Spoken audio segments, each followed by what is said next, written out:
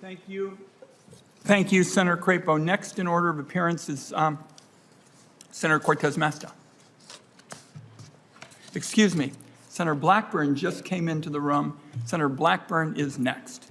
Thank you, and thank you for being here before us this morning.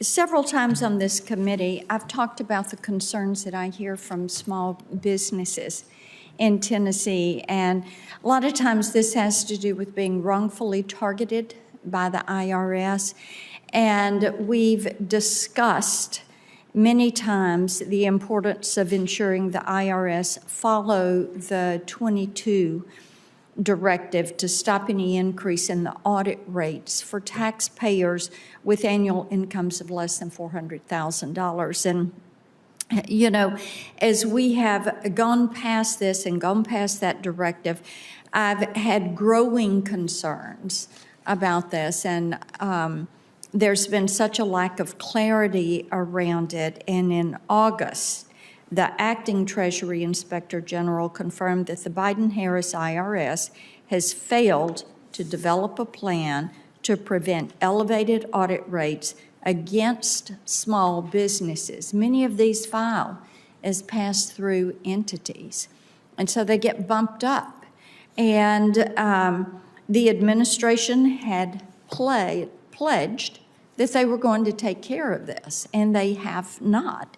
So without having that report, we wouldn't have known the extent of what is happening to these small businesses that have that gross of $400,000. And so if you're confirmed, will you commit to further reviewing these IRS audit processes to ensure compliance with that 2022 directive and the protections that need to be there for these small businesses that all of a sudden find themselves as the target of the IRS? Well, thank you for the question. I certainly appreciate that this is something that is very important to you and your constituents. I believe that, I'm obviously not at TIGTA now, and one of the first things I need to do when I get there is assess the projects, past, current, and pending, to understand priorities. But given that TIGTA has already issued a report on this very issue, it would seem appropriate for follow-up. And so what I certainly will commit to is being briefed fully by TIGTA and doing my own assessment, and then reaching out to your staff and you to make sure that your concerns are being appropriately addressed. Well, it's the concern of the taxpayer. Yes. Who has seen an increased audit rate and find that they are being trapped in this. So yes, it needs to be done. I want to talk to you about direct file, because this is a program that got put in place. It didn't have congressional approval. It's costing about $250 million a year. And I think it's something that is diverting funds that are needed to modernize the IRS and to use technology. And when you look at the reviews on this, the IRS has not been transparent about key aspects of this program. They've not come forward on what really are the true costs, what is the actual acceptance rates, what are the fraud risks that are involved with this. So I'd like for you to talk about how your oversight experience might help you work with Congress to ensure that lawmakers do have an accurate assessment of this program and whether or not it should be continued. Thank you again for that question.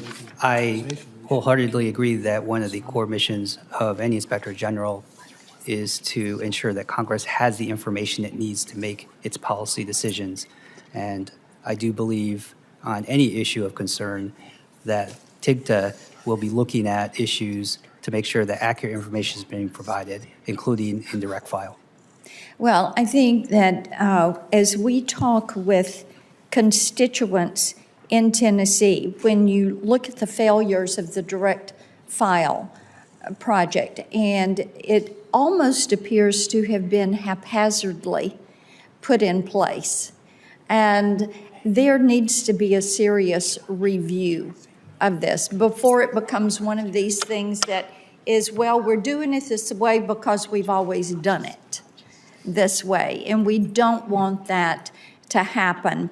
And the audit practices at the IRS, this is something that needs a solid review, and we would appreciate that. Thank you, Mr. Chairman.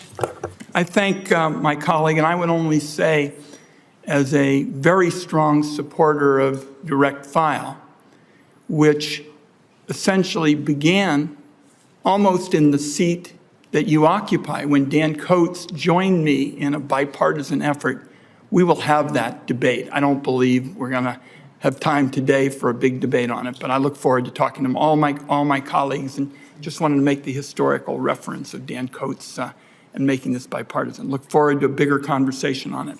Next will be Senator Cortez Masto.